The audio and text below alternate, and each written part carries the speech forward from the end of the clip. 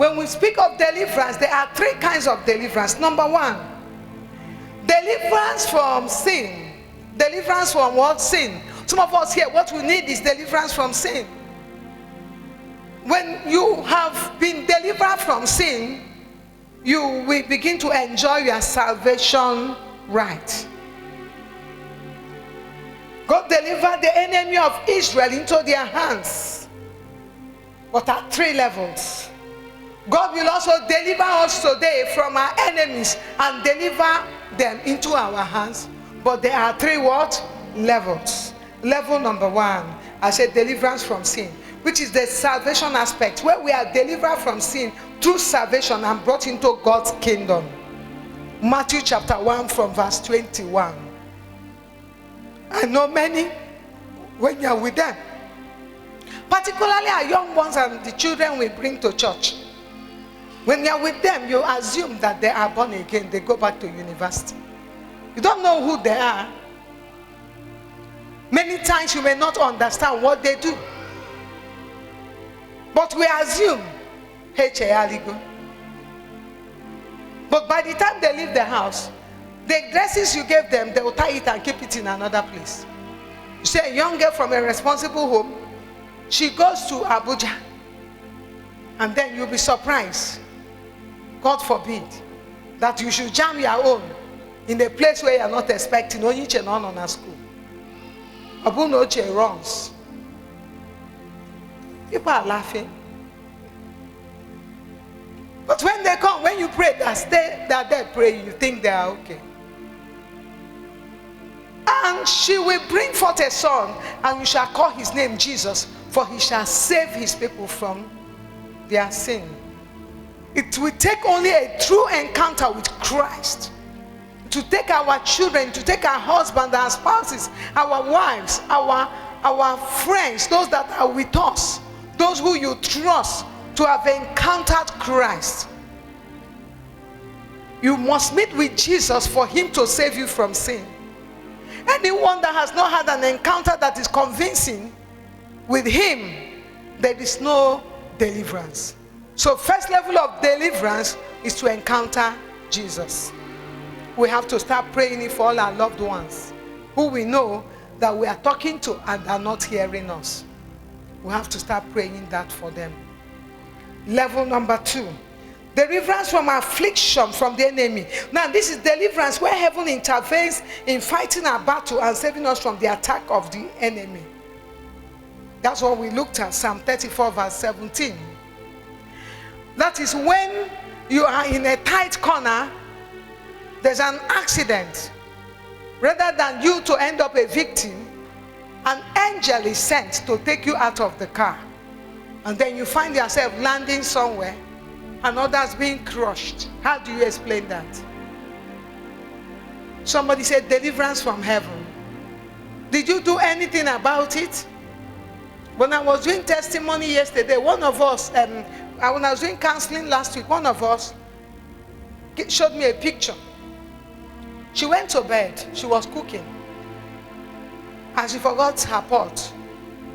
And she was cooking. I think she was warming one piece of corn. I'm just watching if she's here. Do you know she slept off? And the gas was on till morning. But you know what shocked me? Inside the pot was clean. It was like there was no corn inside it. The back of the pot was white. Do you know the person? I don't know if you know.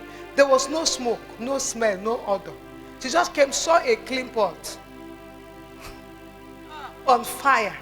No smoke, no smell, no odor.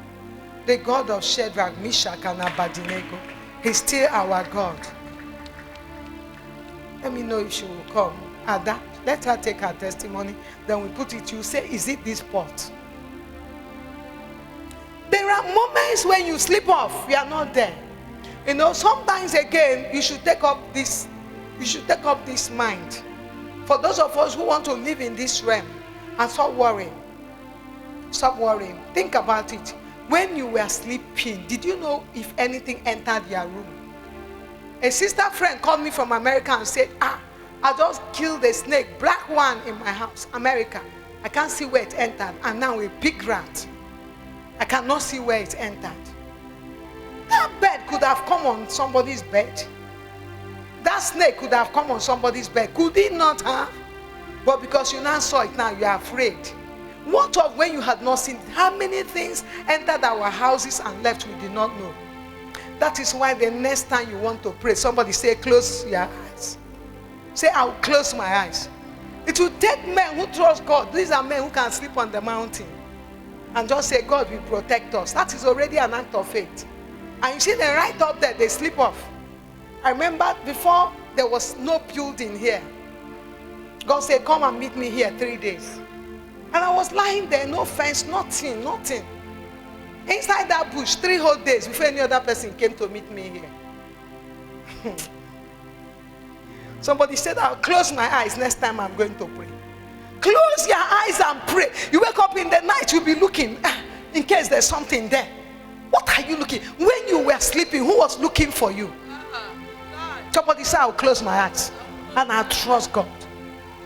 You have been trying to do this yourself. But until you know the voice that you have heard and depend on God for your security, you will continue to fear. If the Lord does not watch, the watchman watcheth in vain. If the Lord does not build, in vain are you building. Child of God, may I encourage you today to put your confidence in God. Trust God. Trust Him. Those who put their trust in God will never be put to shame.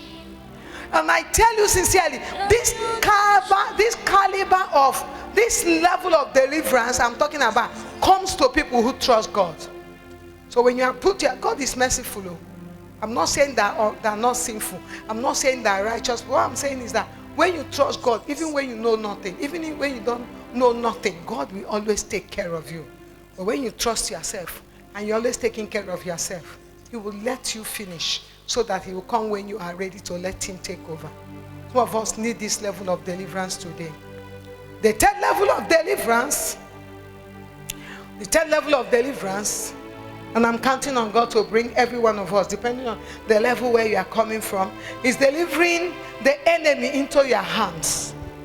This is a complete victory over the enemy and total recovery. That is where the enemy is at your mercy. Who likes that? I said, your enemy shall be at your mercy in Jesus' name. Psalm 18 verse 40 to 45. That is when the enemy is at your mercy. This time, you are not being delivered from the sin, level number 1. Level number 2, God is not coming to deliver you from your enemy. Level number 3, your enemy is in your hand and begging you that you should what? You should let them go. Some of us are level 1 here. Others are level 2. Others are proceeding to level 3. But at whatever level you find yourself, somebody declare victory.